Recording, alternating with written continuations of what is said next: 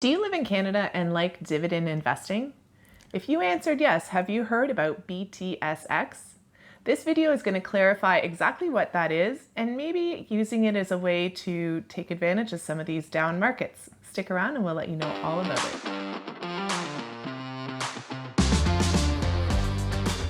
We consider ourselves hybrid investors, meaning that we do invest on dividend-paying stocks, ETFs, and also in real estate. My name is Jean. I'm Christine. This is my lovely wife, Christine. We live in Toronto. We live in Canada. Since the beginning of 2021, when we started this channel, we have been sharing our journey to financial independence.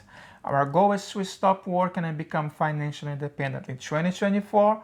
In order to do this, we need to keep investing. And today's topic, we are going to be discussing with you the BTSX.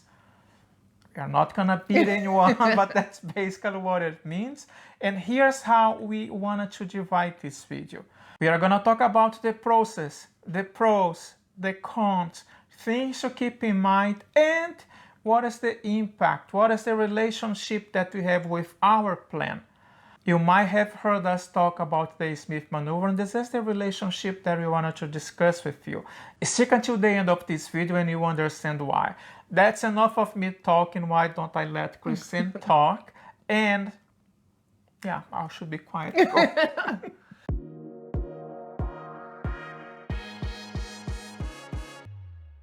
So first off, BTSX, what is it? It stands for beating the TSX. And this is a concept that is not new to the Canadian dividend investing world. But to understand it, let's talk a little bit about the history. The original concept is actually from the United States. Michael B. O'Higgins wrote a book back in 1994 titled Beating the Dow. You may have also heard of it referred to as Dogs of the Dow. In 1996, a Canadian by the name of David Stanley actually took this concept and applied it to the Canadian market, the TSX, and that's where we got BTSX, beating the TSX. So if at any time you want to stop and pause the video, we're going to put a bunch of links down below to a lot of the blogs and books and stuff that we're using as references, so you can always come back and join back in. Yeah, especially the guy who keeps us this moving as of today. His name is Matt. He is the mind behind, I think it Dividend is Strategy. The blog Dividend Strategy. Don't you worry if you want to pause, good for it. But if not, we covered you. There's gonna be a link at the description of this video where you can see every single link. And actually the minute and the second that we discuss. So that's good. And just very briefly, the whole concept behind BSTX is to buy these companies at a low point in their stock price so that you can maximize the dividend yield.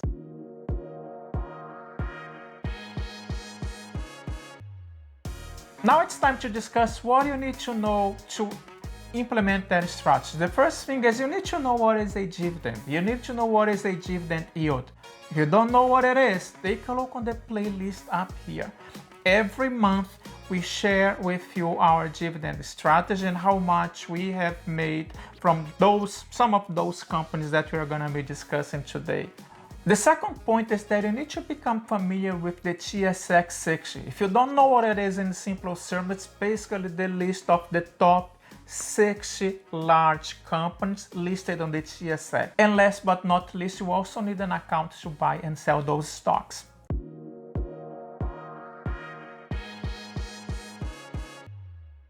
So what exactly is the process to implement BTSX? Well, first of all, at the beginning of every year, you're going to sort that TSX 60 list and find by dividend yield. So you're going to look for the 10 highest dividend yielding companies, excluding a lot of income trusts or any company that has cut or paused its dividend in its history. You're going to look for those top 10 companies with very strong dividend payment histories. Those are going to have your highest yields, and they have the highest yield because their stock price, for whatever reason, is at a low point. The next thing you're going to do is you're going to buy the same dollar amount of each one of those 10 companies. So if you wanted to invest $1,000 per company, you'd be investing $10,000, $1,000 per each stock. You're then going to take any dividends that you receive throughout the year and reinvest them back into those stocks. And lastly, at the end of the year, you're going to reevaluate. You're going to look at that same top 10 list and see if any of the stocks that you currently have in your portfolio are no longer part of that top 10.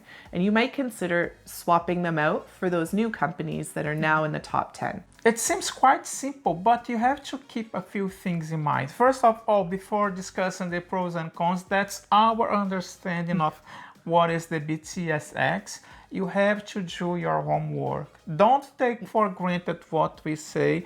Always take a little bit of grain of salt so you can understand, you can hear other ideas if it makes sense or not. Just use it as a starting point and do your own research. Yeah, always do this. Because we're still learning about it. We are still learning. We are not financial advisors.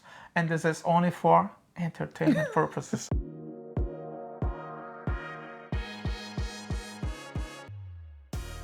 Let's go and talk about the pros. The first pro that you see is it kind of takes away the guesswork. You already know what are the list of the companies that you need to invest. It's the top 10 and that's it. So we can see this as a pro. And it takes that emotion too out of it, right? You know you're going to buy them at the beginning of the year and you're going to reevaluate at the end of the year. Regardless what happens during the year, you do not sell. No.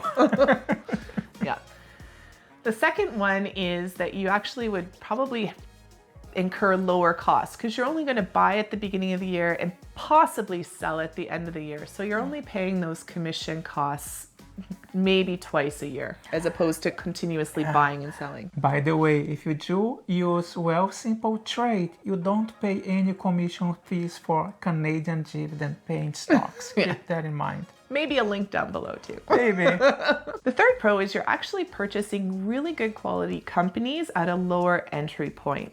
So you're going to be able to see the capital appreciation of these companies as they start to come out of this low point, as well as receiving a lot more bang for your buck. You're going to be receiving a more dividend for your entry point dollars. That seems so good to be true, right? But let's discuss the cons. And the first one, yes, you got it right.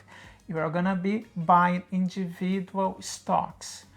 If you don't like individual stocks, it might not be good for you. You might like more an ETF which holds more stocks. So if this is your case, The second con is that if you follow this strategy completely, you could actually be selling out of some really good companies just as they're starting on their way back up. They might fall out of that top 10, but still have quite a ways to climb, and that capital appreciation you wouldn't necessarily see. And these could be companies that you would really want to hold in your portfolio for a really long time. Yeah, that is correct.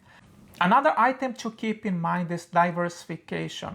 Remember, Canada represents only between 2 or 3% of the global world, and when you take a look on our dividend stocks, you are going to see that they are quite concentrated in a few sectors, including financials, including telecom, and including utilities. So if you wanted to have more exposure, you have to invest in something else. So just a few things to keep in mind. We've already said it, but we are not financial advisors. We are only just ourselves learning about this particular concept. So we're just trying to share what knowledge we have about it with you guys. So please do your own research before you start anything. Yeah, and you might also do something else, which is click on this like button so more people can see our content, so we can share our strategy and inspire someone else. Right? Oh, it's still me. The second point is Matt, the guy behind the Dividend Strategy blog. We believe that he might not implement only the BTSX. He always look for diversification, so this is only like a starting point. He definitely has investments in something else. However, as I did say, start point again, so this is something that you can consider. And I'm gonna say one more time, keep in mind that Canada represents only around 2 to 3% of the total global market. So you gotta diversify. Yeah, a lot of other places out there to invest. Yes.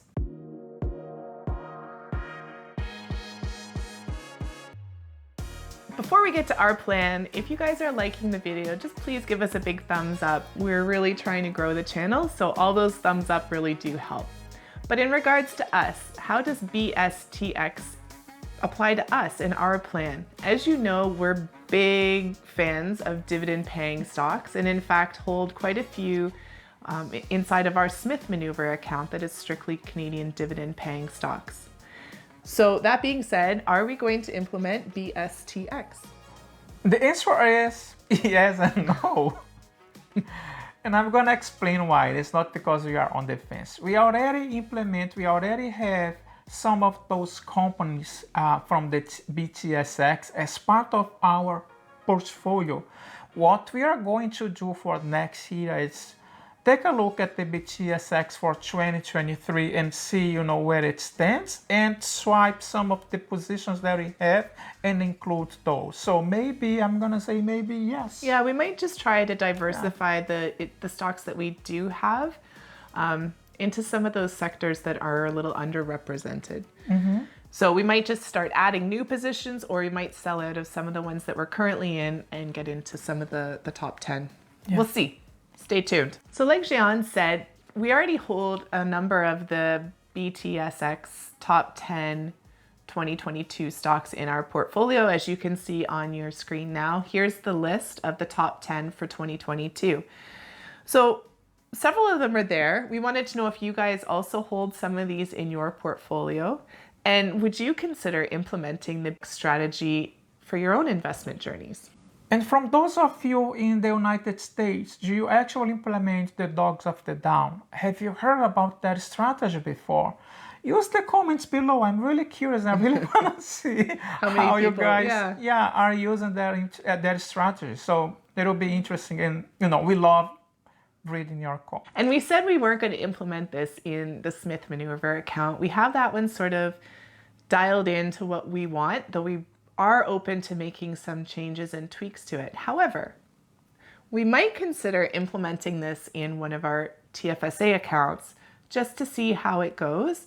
And if that's something you guys might be interested in seeing and run through the course of the year, let us know down below. Yeah, we just need to have at least $10,000 or $1,000 to start doing it, right? Well, not necessarily. We could start with $100 per company. But we really want to see the progress throughout the year. So it's got to be a special TFSA because I tend to buy and sell stocks, even though I'm not doing this here anymore. Who can do that?